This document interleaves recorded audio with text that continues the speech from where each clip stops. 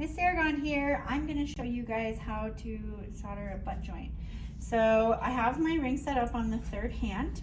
I'm going to paint some flux on both sides of the joint that I'm soldering. I'm going to take a piece of easy solder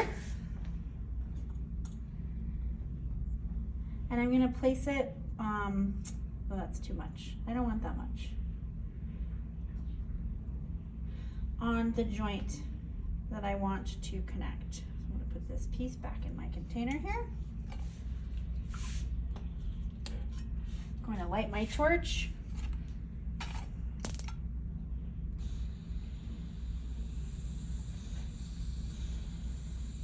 Okay, and I'm going to start by heating my metal, the whole piece. Then once, if my solder jumps around, you can take a solder pick, the blue handled one, and move it back into place.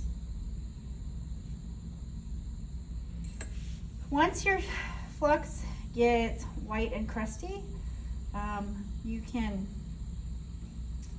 start concentrating your heat where you want the solder to flow. Chloe, if you want to come a little closer so you can see really well.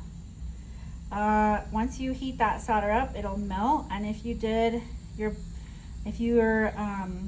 forming correctly, the solder will get sucked down through the crack and you'll have a perfectly soldered butt joint. And I can see that the solder went all the way through because there's a really nice clear seam there. Just to double check to tell that your ring is actually formed, you want to go over here.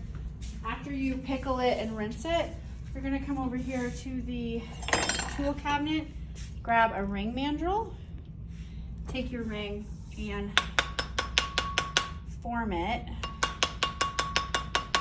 into the ring shape. And if you soldered your butt joint correctly, it will not come apart when you do that.